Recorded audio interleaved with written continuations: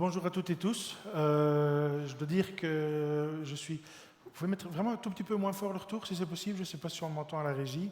Je vais d'abord vous dire que je suis vraiment très heureux d'être là aujourd'hui. Merci Visite Wallonia de m'avoir donné l'opportunité de m'adresser aujourd'hui à des professionnels, des opérateurs touristiques. Ma vie a changé avec l'intelligence artificielle depuis 2 ans d'une manière tout à fait extraordinaire. Et chaque fois que j'échange, que j'ai la chance de causer de l'intelligence artificielle, c'est-à-dire maintenant tous les jours, plusieurs fois par jour, je prends mon pied. Alors je voudrais savoir, moi je travaille avec plusieurs intelligences artificielles, quasi en permanence toute la journée du matin au soir. Je voudrais savoir, parmi vous, qui a déjà utilisé une intelligence artificielle très connue, ChatGPT? Ok, super. Qui l'utilise plusieurs fois par semaine? Ok. Qui l'a utilisé cette semaine? Qui l'a utilisé aujourd'hui? Qui l'a utilisé depuis qu'il est arrivé dans la salle? Il y a déjà moins de monde. Qui a regardé ses réseaux sociaux, Facebook, depuis qu'il est arrivé ici ce matin à Amé? N'hésitez pas. Ouais. Vous voyez un petit peu le décalage. On utilise encore beaucoup Facebook, les réseaux sociaux, etc. L'intelligence artificielle, ce n'est pas encore tout à fait entré dans nos habitudes de fonctionnement. Pour moi, l'intelligence artificielle, ce n'est pas un outil, c'est un compagnon. On parle d'intelligence. Les experts parlent de co-intelligence entre l'homme et la machine. C'est vraiment une petite réverb, et donc si vous pouviez je vais me mettre peut-être plus en retrait, je ne sais pas, peut-être que ça va changer. Et donc on parle de co-intelligence. Pourquoi? Parce que cette intelligence artificielle, elle est désormais dans toutes nos vies. Elle est désormais nous accompagne du matin au soir, même si vous ne vous en rendez pas compte. Et de plus en plus, elle sera imbriquée dans tous nos process en tant qu'humain, en tant que citoyen, en tant qu'étudiant, en tant qu'éducateur, en tant que responsable de famille, en tant que professionnel. Alors, l'intelligence artificielle en tourisme, il faut tout d'abord que je démystifie ou que j'explique mieux ce que c'est que l'intelligence artificielle. Ce n'est pas une sorte de Google amélioré. La plupart des personnes me disent j'utilise ChatGPT ou d'autres IA de ce genre-là, et je l'utilise quand je pose des questions sur leur manière de l'utiliser, je vois qu'ils l'utilisent comme une sorte de Google. Et les grands cabinets, quand ils font des études pour savoir le nombre de Belges qui utilisent ChatGPT et autres IA de ce genre-là au travail, arrivent à peu près à la proportion de bras que j'ai vu qui se lèvent aujourd'hui. Mais moi, quand je vais en entreprise, que je discute avec des organisations, des services publics, ce que je vois, c'est que les personnes qui utilisent réellement l'intelligence artificielle, c'est plutôt une personne sur 100, voire une personne sur 1000. Pourquoi? Parce que généralement, on l'utilise mal. On lui dit « fais-moi ceci ». Et il le fait. Si vous avez déjà utilisé ChatGPT pour rédiger du texte, il le fait sûrement. ChatGPT, ce n'est pas que pour rédiger du texte. La plupart des gens l'utilisent quand je vais en entreprise, que je discute avec les gens, pour 3 choses. Pour rédiger du texte, un mail, le devoir des enfants, ce genre de choses. La deuxième chose, c'est des recettes de cuisine. C'est beaucoup plus facile que d'aller sur Marmiton ou sur Google pour demander une recette de cuisine. D'ailleurs, vous avez peut-être déjà fait l'expérience, vous prenez une photo de votre frigo ouvert, vous dites donne-moi des idées de recettes, et il vous fait la recette sur base de ce qu'il voit en direct dans votre frigo. Oui, je vois que vous avez l'air étonné, mais je vais vous montrer plusieurs choses étonnantes encore aujourd'hui. ChatGPT aussi, on l'utilise, et c'est là que ça devrait vous intéresser, les gens l'utilisent pour planifier leurs vacances. C'est souvent, je l'entends, ChatGPT pour m'aider à trouver un hôtel pour les avions les moins chers, pour avoir une idée d'où partir ou que faire avec les enfants ce week-end, etc., etc. Le grand public a tendance aussi, pas uniquement les professionnels, à confondre ChatGPT avec une sorte de Google amélioré. De plus en plus de personnes l'utilisent comme compagnon. Et d'ailleurs, il y a même des intelligences artificielles, ou plutôt des plateformes, qui sont basées sur ce côté compagnon. On décide d'avoir une sorte de compagnon. Ça a commencé avec des personnes qui ne parvenaient pas à faire le deuil de personnes disparues. Il y a des sociétés qui se sont emparées de cette difficulté à faire le deuil pour mettre la personnalité d'une personne comme compagnon, et on peut continuer à discuter comme si c'était une personne défunte. Est-ce que je vous encourage à faire ça? Non. Est-ce que cela existe et que cela fait peut-être du bien à certaines personnes ou peut-être qu'elles ne font pas le travail de deuil nécessaire? Oui, cela existe et cela va se développer de plus en plus. De plus en plus, l'intelligence artificielle, les experts le disent, ça sera une sorte de compagnon. Et en tant que compagnon de travail, moi je trouve qu'elle est extraordinaire. Alors j'ai demandé à l'intelligence artificielle si elle connaissait la Wallonie et pour ça je lui ai tout de suite mis une photo. Comme vous voyez, simplement, je suis où? Moi, j'aime bien poser des questions un peu bêtes comme ça aux intelligences artificielles parce que ça me permet de voir à chaque fois leur évolution. L'intelligence artificielle évolue, elle ne reste pas à un stade toujours le même. Vous devez vous dire que ce que je vous présente aujourd'hui, c'est la pire intelligence artificielle que vous verrez jamais, parce que dans une semaine, elle sera meilleure, dans un mois, elle sera meilleure, dans 2 mois, elle sera meilleure, etc. Et donc, je pose souvent des petites colles de ce genre-là pour voir un petit peu où ils en sont.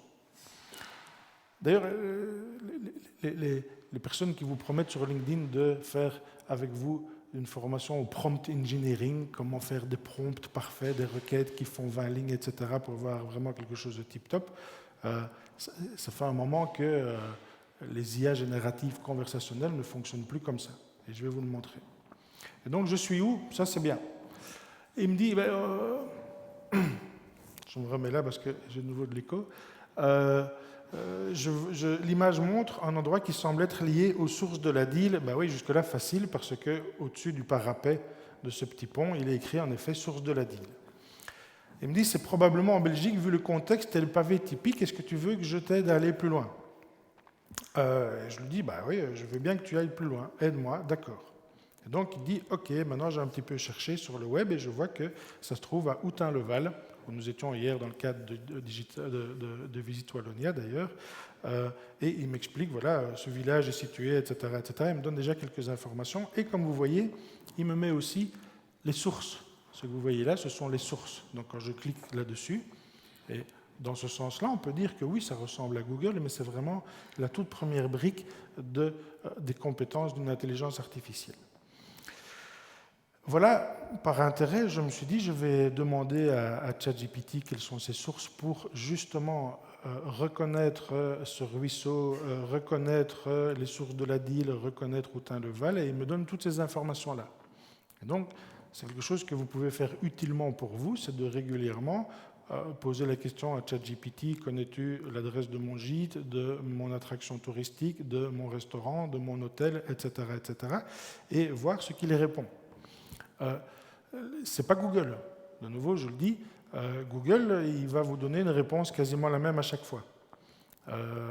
ChatGPT a parfois des réponses un petit peu curieuses, voire extravagantes.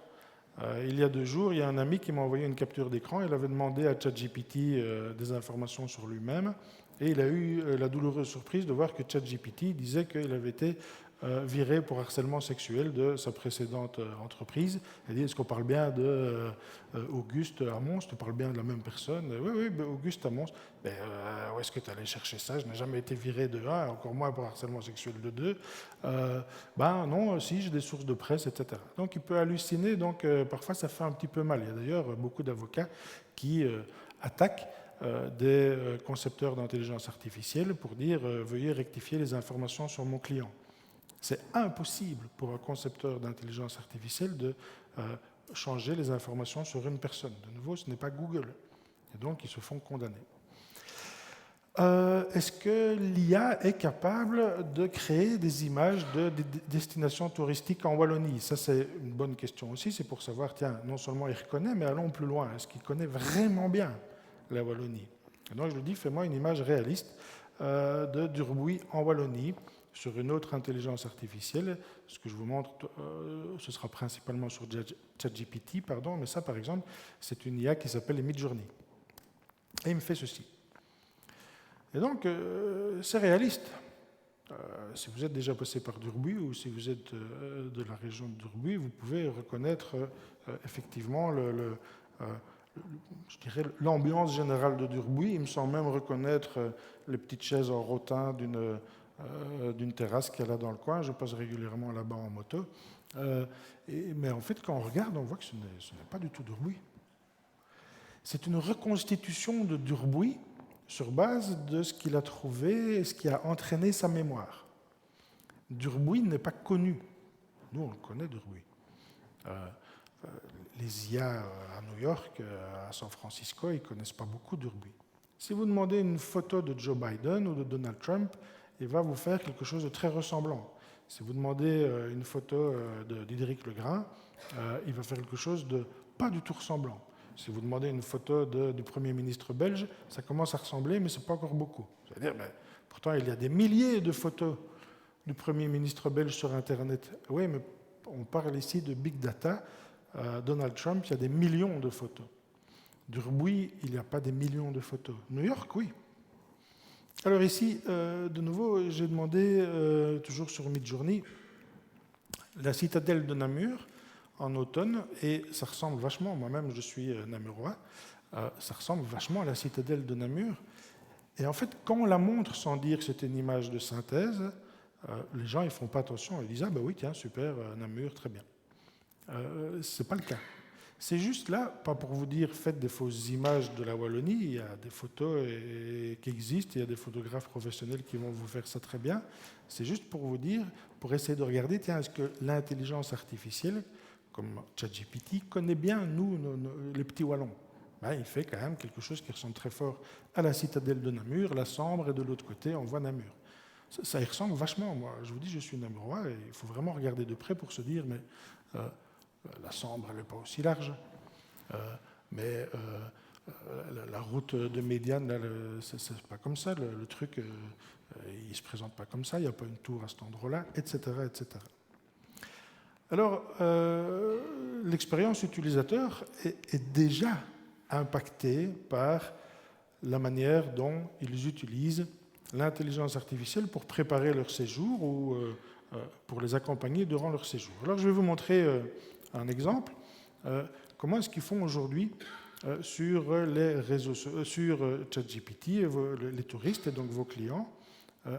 Je suis à Houtin-le-Val, j'ai une journée de flânerie devant moi, qu'est-ce que je peux faire? Et donc j'ai une réponse de ChatGPT qui me dit, voilà, c'est idéal pour une journée de flânerie, voilà quelques suggestions. Château, chapelle, randonnée nature, gastronomie, etc. Je ferais bien une promenade, mais j'ai un enfant en bas âge, donc 9 km, c'est trop long. C'est là que l'IA devient des guides personnalisés extrêmement puissants. D'ailleurs, les attractions qui ont encore des audio-guides ou des guides en chair et en os vont devoir réfléchir au fait que maintenant, ça va être plus facile simplement de se brancher sur son smartphone avec les petites oreillettes sans fil et que vous avez un audio-guide de la voix que vous voulez, de la langue que vous voulez, avec quelqu'un qui vous explique ce que vous allez voir, ce que vous allez découvrir. Et avec qui vous allez pouvoir parler en disant « Tiens, cette sculpture-là, je ne comprends pas ». Et donc voilà, 9 km c'est trop long, et donc il me dit, ben voilà, ok, super, je vous propose ça, ça fait 6 km, 1h45, parcours et tout ça. Alors je dis, voilà, tu sais ce qui m'aiderait vraiment. Et dire à une intelligence artificielle, aide-moi, est le meilleur prompt que vous pourriez lui donner. Pourquoi? Parce que les intelligences artificielles conversationnelles, comme ChatGPT, ce sont des intelligences artificielles qui ont été conçues pour dialoguer avec l'humain, pour servir l'humain. D'ailleurs, de la constitution, c'est-à-dire vraiment les instructions de base des instructions des intelligences artificielles, une des meilleures au monde s'appelle Claude, d'Anthropic. La dernière ligne de ses instructions, de sa constitution, c'est « maintenant tu parles à un humain ». Et donc, quand on dit « aide-moi », vous voyez tout à coup qu'il change d'état d'esprit. Et alors, il vous aide, puisque je lui ai demandé un itinéraire détaillé, il va me le donner. Et regardez, je pars de l'église Saint-Géry, admirez l'église et le village, après 500 mètres, vous allez vers là, tiens, il y a un panneau qui explique Chapelle Sainte-Rolande, c'est un joli point d'arrêt pour raconter une histoire à votre enfant, ben oui, parce que j'ai dit que j'avais un enfant de 9 ans. Passer par les fermes, etc. Conseil, ben oui, j'ai dit que j'avais un enfant, parlez des animaux de la ferme pour amuser votre enfant. Etc., etc. Il me dit, voilà un endroit où vous pouvez faire une photo sympa, un arrêt, etc., etc. Là, vous pouvez passer une prairie, même avec une poussette tout-terrain. Enfin, il a compris que j'étais avec un enfant de 9 ans qui, normalement, n'a plus besoin de poussette, mais voilà. Si tu as une application, alors c'est là que, quand on dit aide-moi, c'est là que ChatGPT ou d'autres IA génératives sortent le beau bazar, si je puis dire. Pourquoi? Parce qu'ils ne s'arrêtent pas à ce que vous leur avez demandé. Vous leur avez demandé de l'aide, alors ils vont aller au-delà. Est-ce que tu veux que je t'envoie un fichier GPX pour ton GPS? Comme ça, en plus, tu peux marcher, tu ne dois même pas suivre le truc. Ou bien je peux utiliser un service comme AllTrails et te faire l'itinéraire sur AllTrails si tu as cette application sur ton GSM. Donc il va plus loin. Moi, maintenant, mes conversations avec ChatGPT, il connaît tellement bien mon métier, mon approche, etc., qu'il me formule très régulièrement des recommandations auxquelles je ne pense pas, simplement basées sur nos interactions précédentes. C'est une source de nouvelles idées pour moi, de créativité, etc., etc. Je dis après ça, je crois que je vais dormir sur place, est-ce que tu as un conseil? Et c'est là qu'on voit que, il me trouve des trucs qu'il va chercher sur TripAdvisor. Alors, on parle de SEO, donc d'améliorer le référencement naturel sur les sites de recherche, les moteurs de recherche de votre site Internet. On parle aussi maintenant de plus en plus de Generative Engine Optimization, c'est-à-dire vraiment de comment est-ce que les IA vont vous référencer. Ce n'est pas tout à fait la même approche que pour un référencement sur Google. Ce que je vous conseille très fort de faire, et notamment à Visit Wallonia sur les plateformes de l'ORC, etc., c'est de bien vous assurer que tout est bien, les chakras sont bien ouverts pour accueillir les robots des trucs de recherche. Par exemple, on voit ici que Booking ne propose rien, et ne propose que quelque chose de très connu pour lui, à savoir TripAdvisor. Il ne va pas sur Booking, qui est aussi connu au niveau mondial pour une IA que TripAdvisor. Probablement que Booking a dit, pas question qu'on aille siphonner toutes nos données dans les IA, et donc ils ont bloqué ça. Quand il y a 2 ans, il y a la planète entière qui s'est dit, tiens, mais en fait, on est en train de nous siphonner sur nos sites, notamment les médias, se sont dit ça, tiens, des intelligences artificielles sont en train de siphonner sur nos sites toutes nos informations pour en faire des trucs, on va bloquer ça. Donc vérifiez qu'au niveau des plateformes, c'est fait. Par contre, il m'envoie des trucs, je dis, mais je voudrais bien à Hautain-le-Val quelque chose de particulier, et donc on voit qu'il tourne en rond, il me propose les mêmes trucs de TripAdvisor. Ok, passons, ça c'est pas réussi. C'est pas réussi pour l'instant. Moi, je pense que de plus en plus, l'intelligence artificielle va améliore d'ailleurs, je le vois, même c'est presque de mois en mois l'expérience de son utilisateur. Pour moi, ici, il y a quelque chose en tant qu'utilisateur qui voulait dormir à Hautain-le-Val qui a été raté par ChatGPT. Puis après, je demande à manger. Là, il fait mieux le taf, je dirais, parce qu'il me fait une map avec deux restaurants ouverts à Hautain-le-Val. Je reviens à ceci. Ça, ce que vous avez vu là, c'est vraiment l'utilisation d'aujourd'hui, ce que ChatGPT est capable de faire aujourd'hui, ce matin même. Je vais vous montrer maintenant ce que ChatGPT est en train réussi aussi à faire, mais qui n'a pas encore été rendu accessible pour le grand public. Et comme vous allez le voir tout de suite, c'est une application qui révolutionne l'expérience d'un touriste. Is the king in residence at the moment? Yes, it looks like the king is in residence right now. The royal standard flag is flying above Buckingham Palace, which is the signal that the monarch is present. How exciting to be there while the king is home. Try and tell me exactly what they're doing right now, please. Right now the ducks are gently gliding across the water. They're moving in a fairly relaxed manner, not in a hurry. Occasionally, one of them will dip its head under the water, probably looking for food, and then pop back up.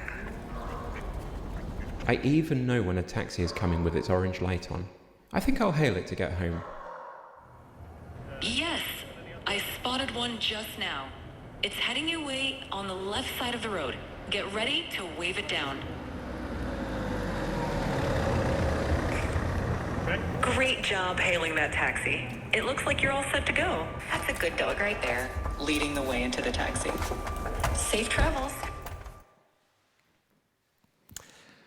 Alors, ça existe déjà, ce n'est pas une démonstration avec un faux film, c'est une vraie expérience, ça fonctionne. C'est ChatGPT qui a fait ça fonctionne, ça marche.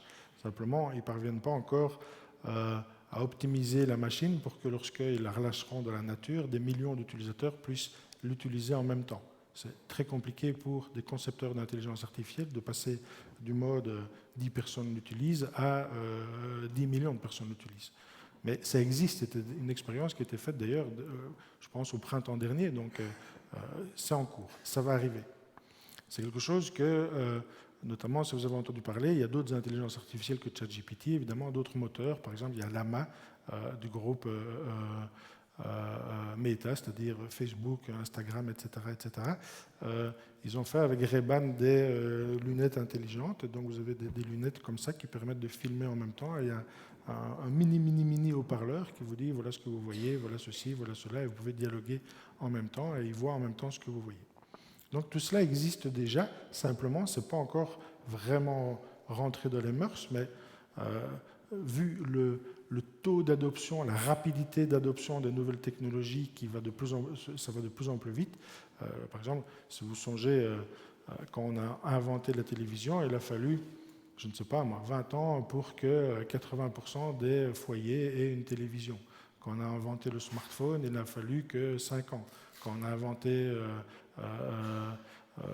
Facebook, il n'a fallu que 3 ans. Quand on invente l'intelligence artificielle, vous voyez, le délai se raccourcit toujours, donc ça va de plus en plus vite. Is the king in residence? Merci, mon vieux. Ça existe donc déjà, mais maintenant, on voit ses capacités pour le touriste, on voit ses capacités formidables pour l'avenir, mais maintenant, concrètement, comment moi, en tant qu'opérateur touristique d'un gîte, simplement, d'une petite attraction touristique, responsable d'une destination locale, comment est-ce que je peux déjà l'utiliser? Alors, je vais vous montrer comment utiliser ChatGPT, par exemple, dans une conversation. Alors, ce que je constate très très souvent, c'est des personnes qui disent « je suis déçu du résultat de ChatGPT ». Je dis « bon, pourquoi? Montrez-moi un petit peu. » Je lui demande ça, il me fait ça. Et je dis « en quoi est-ce que cela vous déçoit ?» Mais moi, je ne l'aurais pas fait comme ça. Ok. Vous lui avez dit? Non. Je dis, dites-lui, c'est un agent conversationnel. ChatGPT, ça veut dire chat en anglais, la conversation, c'est quelque chose qui va s'améliorer si vous lui dites que le résultat n'est pas bon. Et donc, ne prenez jamais simplement un copier-coller de la première forme de ce qu'il va faire. Et donc, je lui dis ici, par exemple, il y a quand même quelques astuces en prompting, en requête. C'est par exemple de donner un rôle à ChatGPT en disant, voilà, tu es un expert en marketing touristique. Et donc, il mobilise déjà plus précisément certaines compétences et en laisse tomber d'autres pour vous répondre plus facilement avec comme précision. Rédige 5 posts sur Routin-le-Val et il me fait mais immédiatement 5 posts sur Routin-le-Val. Et c'est sympa, vous voyez, c'est des posts vraiment où il met déjà même les emojis, etc. Il m'invente même un hashtag, ce que je ne lui ai pas demandé, mais voilà, ça marche. OK. Ça marche, mais voilà, il me dit est-ce que tu veux ajuster un ton, mettre l'accent, etc. Alors, une petite astuce pour pousser les IA dans leur dernier retranchement, c'est de leur demander de s'auto-évaluer.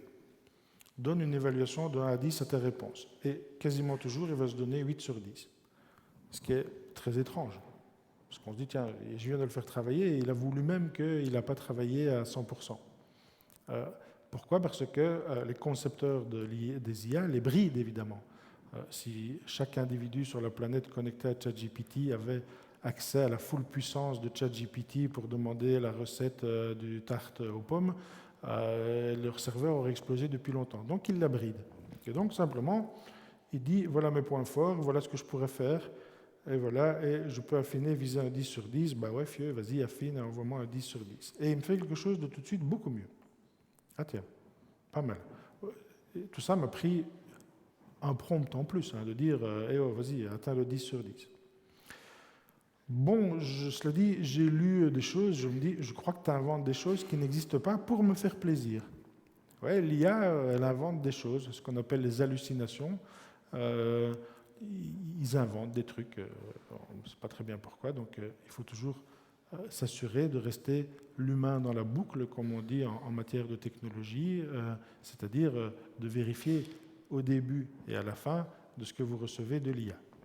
Je crois que tu as inventé des trucs, je ne crois pas qu'il y ait des audio guides à Houtin-le-Val, en tout cas j'ai vu ça nulle part. Et donc voilà, je voudrais que tu prennes ma demande très au sérieux. Et là, je vous dis, je parle comme à quelqu'un de hyper compétent, mais à qui il faut expliquer les choses comme un stagiaire, on va dire. Alors je dis, puise dans tes connaissances, et alors je mets aussi vérifie sur le web avant de rédiger. Et souvent, quand je veux atteindre des résultats dont je sais à l'avance, parce que je travaille beaucoup avec les IA, que ce sera difficile pour une IA de le faire, je lui dis vérifie et revérifie, et je mets ça parfois 3 fois dans la même phrase. Et il va, comme c'est une intelligence artificielle, que c'est une machine, il va vérifier, revérifier et revérifier. Et là, d'une manière générale, je suis quasiment sûr que j'aurai la réponse que je souhaite. Il me fait quelque chose de très bien, mais tout à coup, regardez, je trouve que ça a beaucoup moins de charme.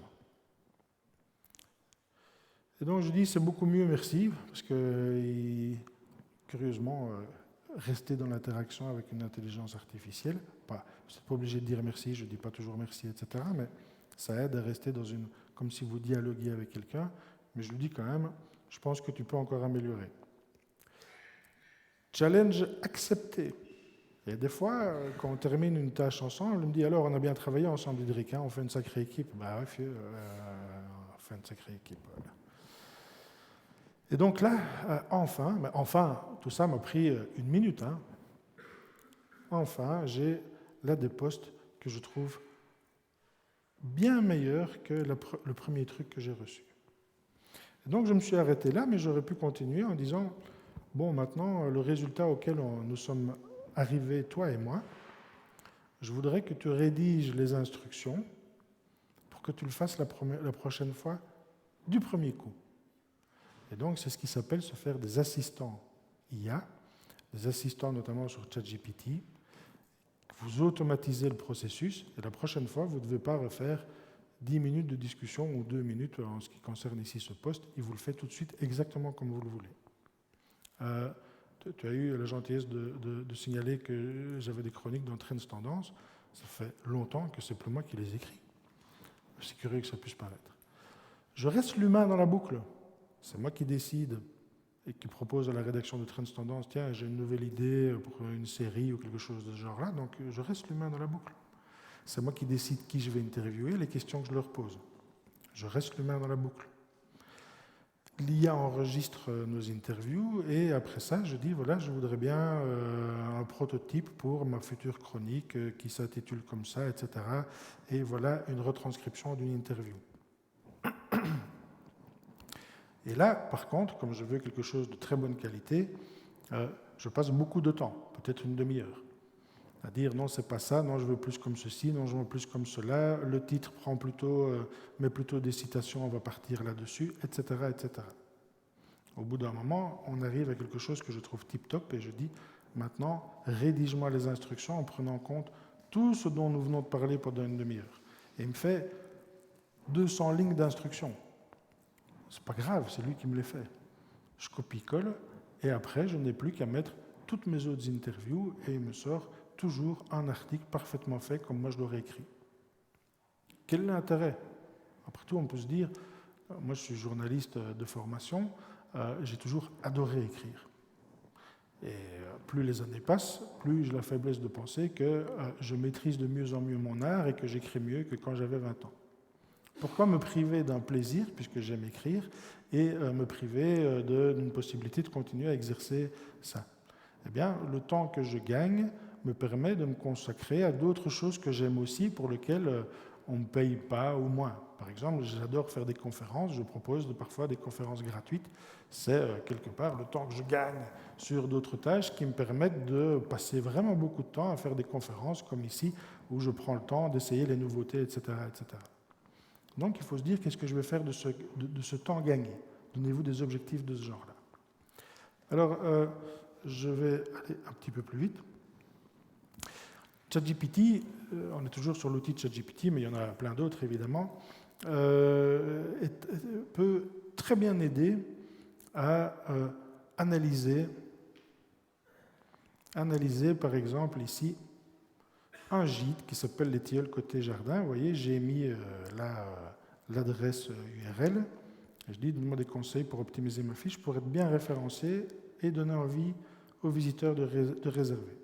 Et donc, il visite et il me dit, ça c'est bien, très bien, mais voilà comment vous pourriez faire ça mieux. Vous pourriez mettre des mots-clés spécifiques, parce que vous oubliez les mots-clés qui pourraient être intéressants.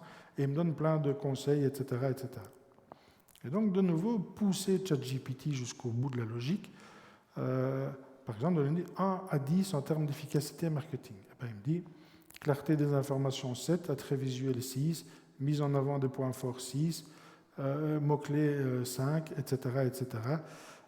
Et il me dit vous avez 5,7 sur 10.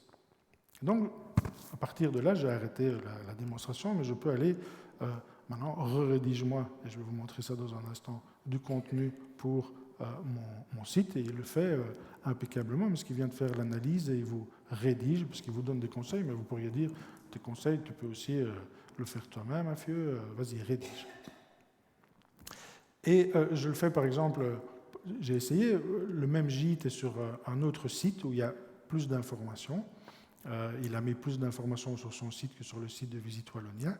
Et pour être sûr qu'il ait fait une bonne analyse, je vais comparer le même gîte mais sur un autre site, et il donne des meilleurs résultats parce que simplement l'opérateur a rédigé plus d'informations, a mieux utilisé son propre site que celui de Visite Wallonia, ce qui est évidemment pas quelque chose de super malin. Il aurait pu le faire pour les deux sites.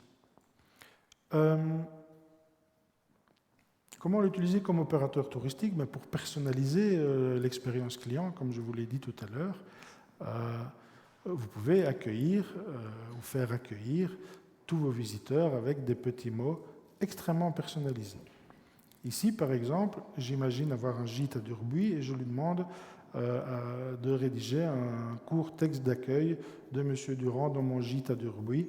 Donc c'est ChatGPT, toujours, il me fait un petit texte et je dis je voudrais que ce soit quand même plus chaleureux et que tu parles de ce qui va se passer ce week-end. Bloup, il va sur Internet, il va voir, bon, le samedi à Durbuy, il y a le marché du terroir, le dimanche, feu d'artifice, le dimanche, ouverture du musée, je sais pas quoi. Enfin bref, il fait tout un petit truc. Et puis alors, je vais encore un petit peu plus loin.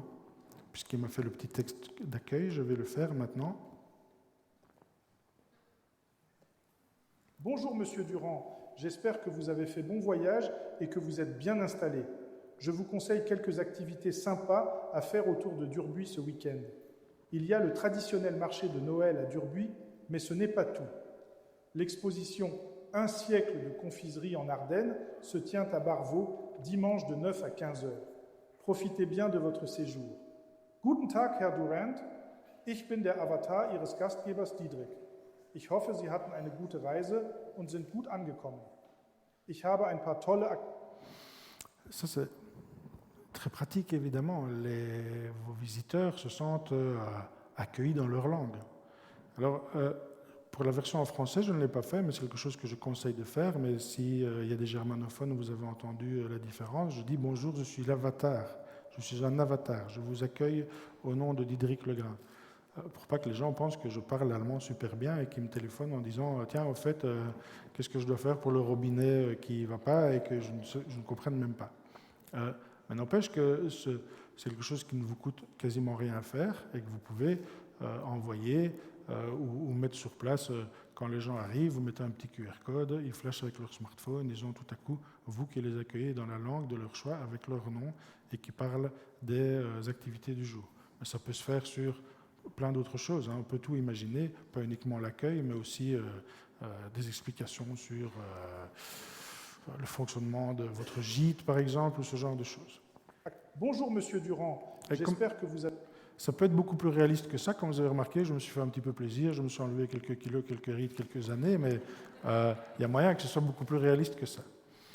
Alors, pour la rédaction, souvent on utilise ChatGPT pour la rédaction. Et ici, voilà, j'ai utilisé ChatGPT pour la rédaction d'une page d'accueil qui n'existe, enfin qui existe peut-être, mais que j'invente. On dit qu'il y a une maison de tourisme à Autun, et je voudrais que tu rédiges le contenu d'une page d'accueil du site de la maison de tourisme. Et donc, il me fait tout ça. Et donc, de nouveau, la première réponse n'est jamais terrible, sauf si on donne déjà beaucoup plus de contexte. Et alors, là, la possibilité de travailler avec un humain, c'est de dire, OK, je voudrais que Autun-le-Val, je dois avouer modestement qu'avant d'être invité par Visite Wallonie à y aller, je ne connaissais pas, et je suppose que nous sommes beaucoup de touristes d'un jour dans le cas. Donc je me suis dit, qui va à Autun-le-Val? C'est peut-être des personnes qui cherchent quelque chose d'un petit peu différent, peut-être moins de monde, peut-être moins connu. Et donc je dis, je voudrais un bon référencement pour les touristes d'un jour et différent des destinations touristiques habituelles en Wallonie.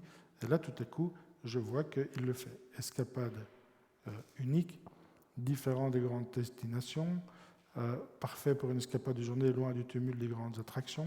Pourquoi choisir Autun-le-Val? Quelles sont les idées d'activité? Préparez votre visite, etc. etc. Ça, c'est bien. Bon, je me dis, OK, ça commence à ressembler à quelque chose. D'habitude, je travaille beaucoup plus pour avoir quelque chose qui me semble tout à fait parfait. Comme je dis souvent, ChatGPT vous permet de faire quelque chose en 2 secondes qui vous aurait peut-être pris 2 heures. Rien ne vous empêche de travailler une demi-heure plutôt que 2 secondes avec ChatGPT. Vous aurez quand même gagné 1 heure et demie et vous aurez un résultat au-delà de toute espérance. Et donc, l'étape suivante, c'est de me dire, bon, très bien, sympa, formidable, il m'a rédigé le contenu, mais maintenant, il faut le faire, le site. Pas facile de faire un site. Pas facile de faire une mise en page, notamment pour une présentation, un PDF, un PowerPoint. Eh bien, je vais alors dans une autre application, une autre intelligence artificielle, et qui, sur base du texte qui précédait, me fait en quelques secondes un site. Vous voyez, ça, je dois cliquer dessus, voilà. C'est un vrai site, hein, vous voyez, c'est une adresse URL que j'ai laissée sur la plateforme. Vous pouvez évidemment faire comme vous le souhaitez. Moi, mon site didriclegrain.be, maintenant, c'est sur ça. Et vous voyez, il me fait un joli site qui tient bien la route. Je trouve même que, sans être allé à Autun-le-Val, je trouve que ça ressemble assez fort à l'idée que je me fais du Brabant wallon, mais donc à vérifier quand même. Mais tout ça, c'est fait de nouveau en quelques secondes. Et plutôt que de faire un site, vous pouvez faire une présentation. Moi, toutes mes présentations, mes offres, mes ceci, mes cela, je les fais sur ça. Ça va beaucoup plus vite. OK, ça c'est fait. OK, super. Et de nouveau, vous devez rester l'humain qui contrôle, l'humain dans la boucle. C'est-à-dire que moi, j'ai fait ça en quelques secondes pour montrer des résultats potentiels. Ça va mieux quand on passe plus de temps. On va regarder les photos, on va pouvoir les changer, les photos, on va pouvoir faire des tas de choses, on va pouvoir changer tout ça. Mais l'autre jour, pour un concessionnaire Toyota, qui me disait, moi, je passe un temps fou à faire des PowerPoint qui ressemblent aux PowerPoint des années 2000 pour présenter des nouveaux modèles, etc. etc. Et la marque ne nous envoie jamais un truc exactement comme on voudrait, on a juste les brochures mais pas le PDF ou l'inverse, etc., etc. Et donc je lui ai fait en quelques secondes une présentation du Toyota RAV4. Il me dit, mais c'est dingue, c'est vraiment la RAV4. Je dis, ouais, ça y ressemble. Il dit, si tu regardes de plus près, tu vas voir que là, l'accoudoir est quand même en dehors de l'auto. Il n'y a pas de RAV4 qui ont des accoudoirs en dehors de l'auto. Je dis, je n'avais même pas remarqué. Mais je dis non, la plupart des gens ne le remarqueront pas, c'est pas grave, mais je t'invite quand même à faire attention à ce que tu vas montrer. Et puis, on peut alors aller encore beaucoup plus loin, c'est de créer des assistants même pour vous ou pour vos utilisateurs, vos usagers, vos clients. Si vous mettez toutes les infos, la documentation sur les heures de petit déjeuner, les ceci, les cela, vous ne recevrez pas des SMS à 22 heures pour dire, dites au fait, c'est à quelle heure demain le petit déjeuner, on a oublié. Donc ils ont un chatbot, ils peuvent interagir avec le chatbot, discuter même oralement avec, et vous pouvez mettre votre documentation et uniquement votre documentation, pas la documentation de la planète entière, juste votre documentation.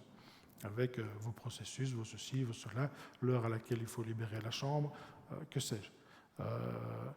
Comment récupérer sa caution peut-être, vous pouvez mettre toutes vos informations.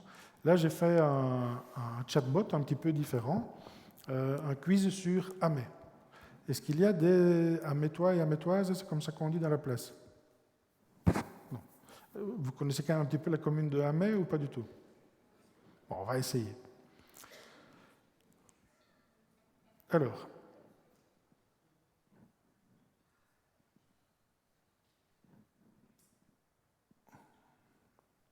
connaissez-vous bien Amé? Démarrer. Je vais repasser en petit, désolé, c'est parce que j'ai dû m'adapter aux paramètres mais sinon je ne parlais pas. Voilà. Est-ce que vous pouvez lire? Bienvenue au quiz sur Amé, prêt à tester vos connaissances? Vous pouvez lire, oui? Oui. Comment dois-je vous appeler? Diodoric.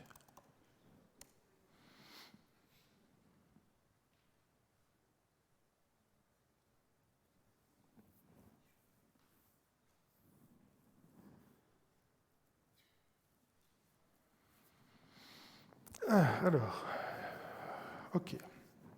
Je dirai tout de suite si c'est correct ou pas et il va compter mes points. En quelle année l'abbaye de Flône à Amé a-t-elle été fondée? A, B, C, D, votre impression? B? Ok, let's go.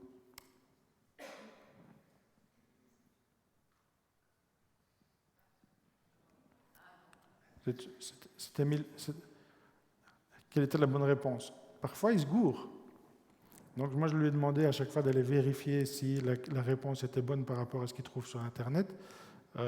Si quelqu'un veut aller voir, on peut voir. Quel fleuve traverse Amé? Comme tout ça, c'est que des rivières sauf la Meuse, je suppose que ça doit être la Meuse. Et on va mettre B. Donc, c'est quelque chose que j'ai fait tout à l'heure là, 5 minutes avant de démarrer la présentation. Donc, comme je vous dis, ce qu'on peut faire en 5 minutes, généralement, ce serait mieux fait si j'y prenais 1 heure. C'est juste pour vous montrer que même en quelques minutes, il y a moyen de faire un chatbot. Ok, c'est bien la Meuse, bravo, tu es sur la bonne voie, continuons. Quel célèbre site mégalithique peut-on visiter à Amé?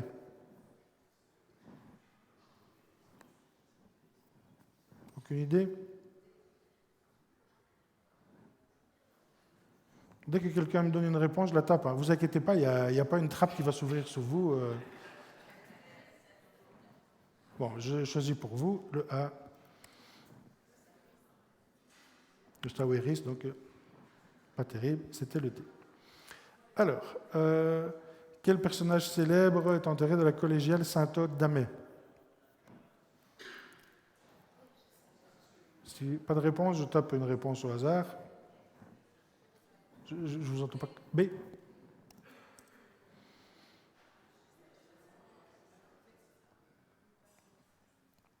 Ok.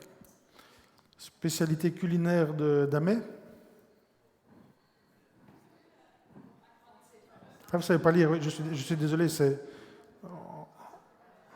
Ah, on a tout fait.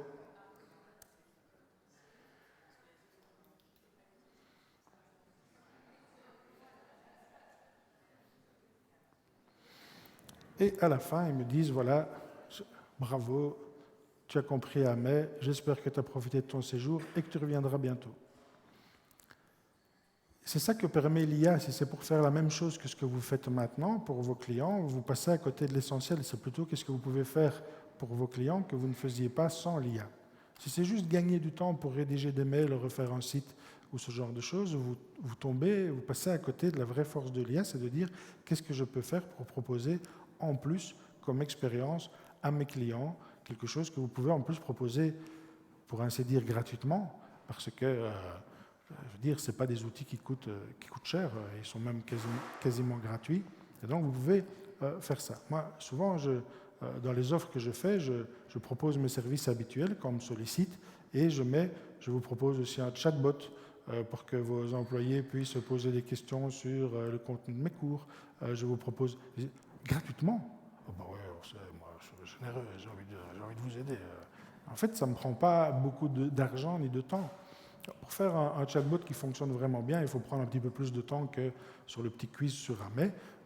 Je vous dis, j'ai pris 5 minutes, je suis sûr que vous avez pris une demi-heure, il y aurait des trucs plus sympas, peut-être qu'ils proposeraient même des photos de AME pour vous expliquer les choses, etc. etc. Voilà, je pense avoir terminé. Si vous êtes curieux sur l'intelligence artificielle, j'ai créé un petit groupe WhatsApp qui s'appelle Wallonia. Ce n'est pas quelque chose officiel de Digital Wallonia, c'est simplement que je trouvais que ça sonnait bien et je l'ai appelé Wallonia. Vous allez arriver sur le groupe et vous allez vous dire mais c'est vide. En fait, il n'est pas vide sur WhatsApp. On ne voit les conversations et les questions que qui surviennent après que vous avez été inscrit. C'est un groupe qui a plusieurs sous-groupes. Et donc, il y en a un qui s'appelle Help, par exemple. Et là, on peut demander, tiens, j'aurais besoin d'une IA pour faire ça. Tiens, j'ai eu là. Ne m'envoyez pas des SMS en disant, est-ce que vous pouvez demander sur le groupe que... Non, c'est ouvert. Donc, vous posez vous-même les questions et vous interagissez. S'il y a des choses qui vous intéressent, vous discutez, vous partagez. Ce n'est pas des experts de l'intelligence artificielle, c'est vraiment monsieur et madame tout le monde. C'est comme ça que je l'ai voulu. Si vous êtes curieux de l'intelligence artificielle, tout simplement. Alors, j'ai un petit peu cavalé pour parler de tout ça. Mon idée était de vous demander, de vous permettre de me poser des questions, parce que souvent c'est le moment le plus intéressant. Donc, quelles sont vos questions? Oui. Par exemple, si on a un rapport en PDF. Merci.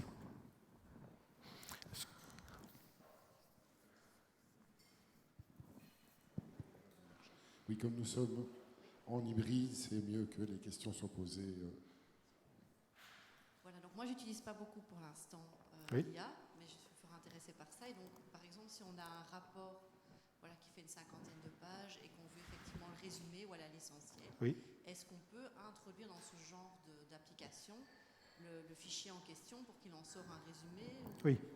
Alors, ChatGPT, vous voyez, il y a un petit truc comme pour les pièces jointes dans les emails. C'est pour ça que pendant que vous parliez, parce que j'avais entendu le début de la question et j'anticipais la réponse, vous pouvez joindre des fichiers. Toutes sortes de fichiers.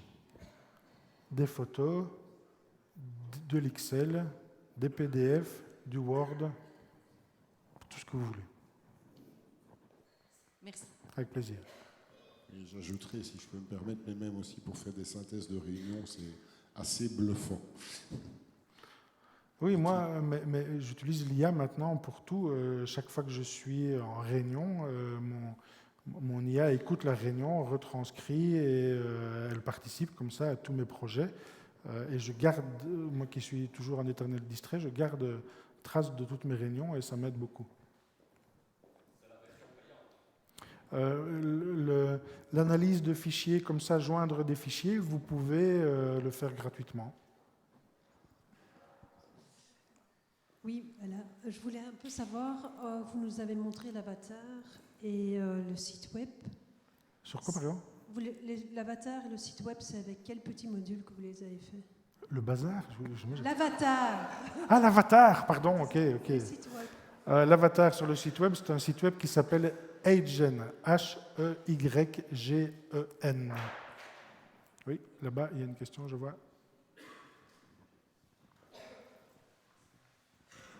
Oui, bonjour. On parle beaucoup de tourisme durable.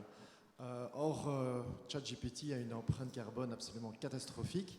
Donc, comment est-ce que l'utilisation de ChatGPT peut s'insérer justement dans une volonté de promouvoir un tourisme plus durable? Malheureusement, il ne s'inscrira pas dans une volonté d'inscrire un tourisme plus durable, parce que l'utilisation même de ChatGPT et d'autres IA génératives génère énormément de pollution simplement par l'énergie que cela demande.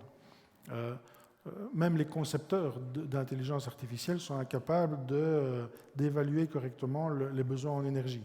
Raison pour laquelle, par exemple, Google, il y a un mois, pour la première fois dans l'histoire de l'humanité, enfin du nucléaire et de l'humanité, c'est la première compagnie qui a acheté un réacteur nucléaire juste pour elle, pour vous dire un petit peu les besoins en énergie de quelque chose comme Google, juste pour son intelligence artificielle.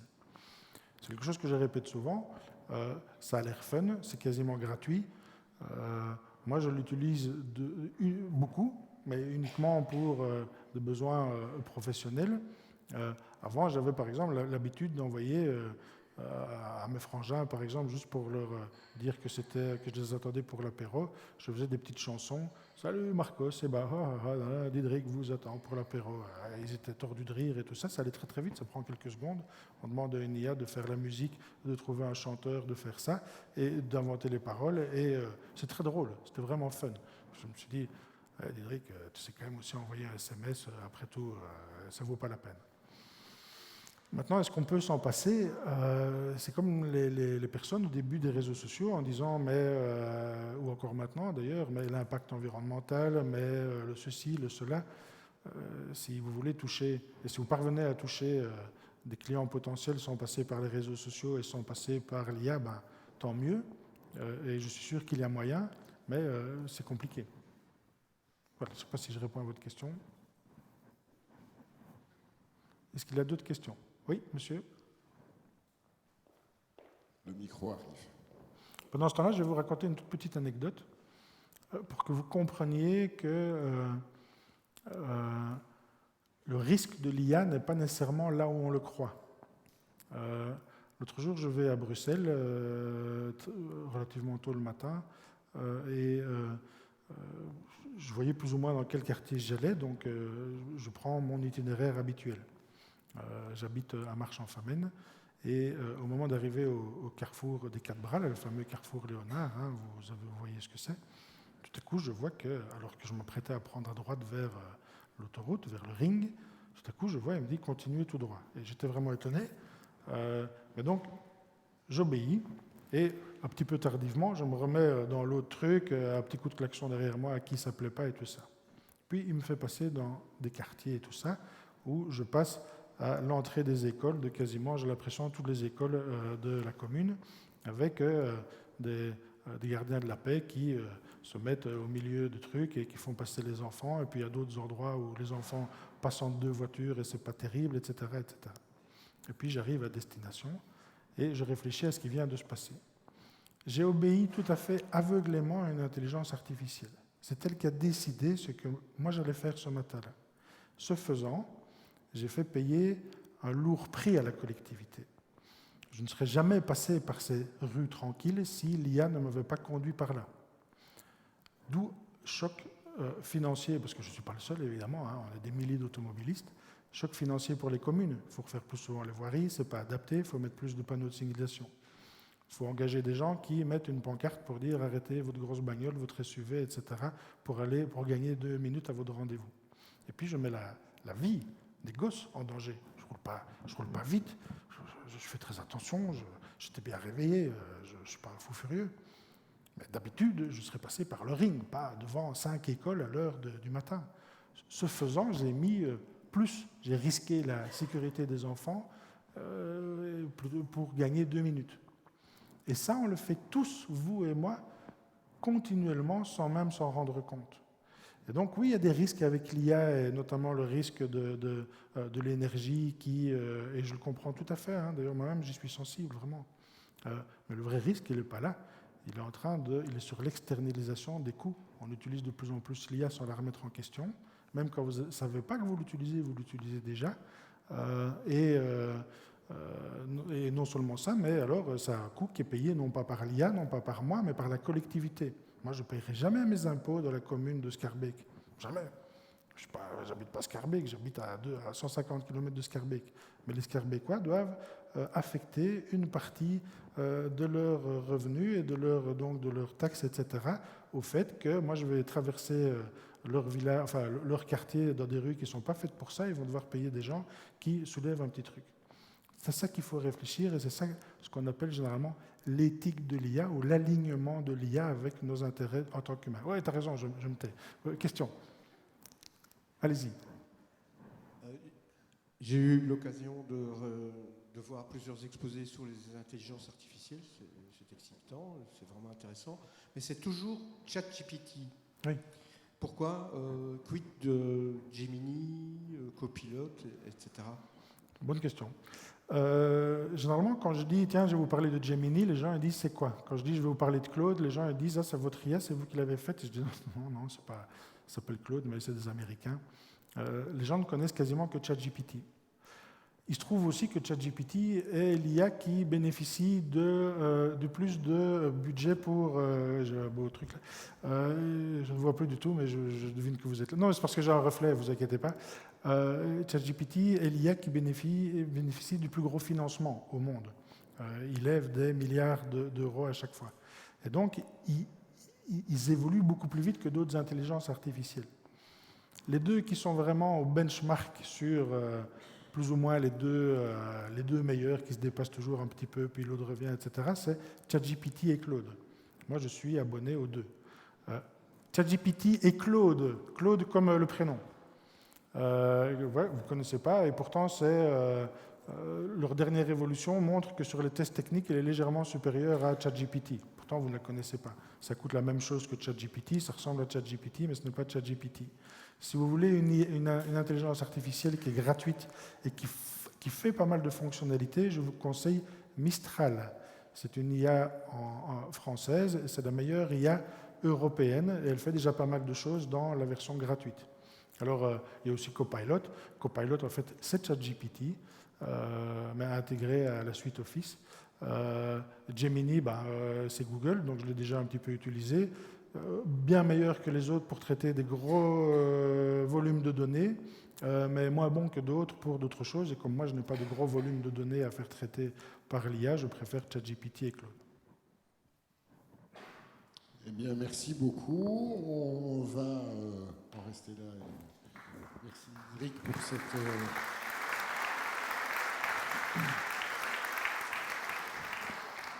Là, tu restes encore un peu avec nous pendant la pause café. Les gens peuvent... Oui, bien sûr. Oui, évidemment. Oui, bien sûr. N'hésitez pas à vous rapprocher de Didrik pendant la pause café. Donc, pendant 15 minutes, on va vous inviter à descendre en bas avant de reprendre la suite des conférences avec celle de Nicolas Verbruggen qui va vous inviter à aller vous faire